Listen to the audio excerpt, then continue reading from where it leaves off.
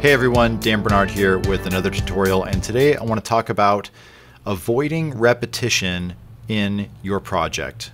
You don't ever want to hear the same sound effect over and over and over in a project, in a movie, in a short film, in a commercial, whatever you're doing. It's crazy distracting.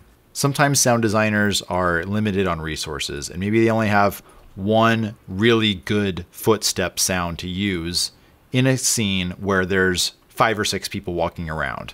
Well, the best way to solve that problem is to get yourself a large library of sound effects. Today for this tutorial, I'm going to be using one single sound effect from the Steps pack that is available for digital download on wavebrigade.com. Honestly, the best way to overcome this issue is just buy a pack of really good sound effects, and you have a huge library that has lots of different takes, lots of different types of shoes, lots of different surfaces. It's great.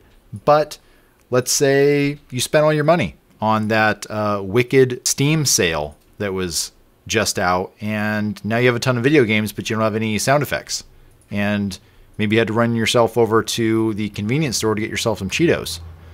Well, if you're in that circumstance, guess what?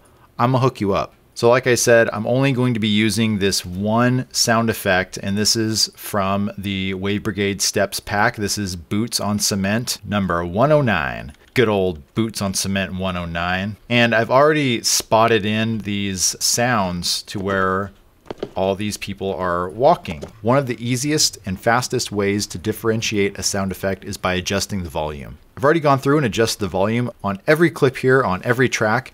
And just as a side note, each track is designated to one person's footsteps. So for example, track 1 is only going to be playing sounds from this person's boot. And track 2 here, if I solo this one, is only going to be this person's shoe. And I've already done a little bit of mixing here because I've made track 2's effects louder than all the other tracks in the project. And the reasoning behind that is because I'm trying to do a little bit of sound design in 3D space here.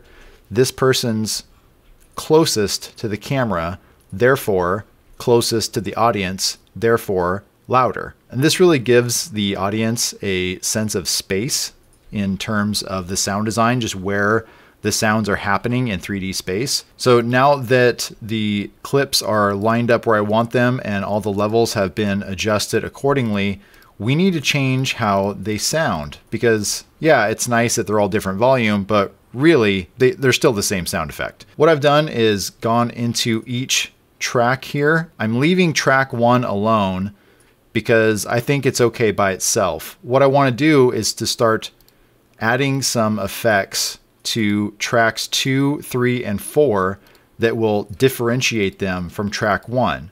So in track 2, I went to my effects rack, went to time and pitch, and added a pitch shifter effect, which I just dialed down a little bit.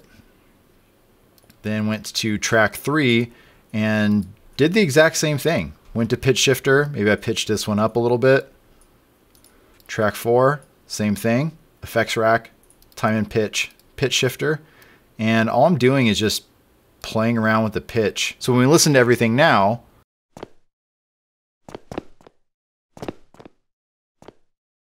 that one sound effect sounds like 9 different sound effects. This really is a kind of quick and get it done kind of way of using a sound effect. Hopefully you won't find yourself in that situation, because like I said before, having a big library of sounds that have lots of different takes, lots of different variations of those sounds, that's the way to go for sure, because you can do this same process to lots of different sounds and it'll give even more of a presence into your scene.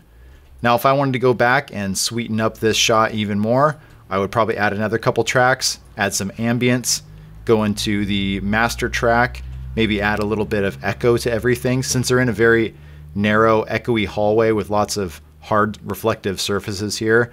And I think that would bring it to that next level of realism. Hopefully this gives you guys some tips on how to make one sound effect sound very different if you're limited to only that one sound effect. If you like this video, go ahead and give it a thumbs up. If you have any questions or comments, or if there's something that you'd like me to cover in the future, go ahead and leave them down in the comment section below. And if you want to see more videos like this, it would really mean a lot to me if you would subscribe. Once again, my name is Dan Bernard, and we'll catch you next time.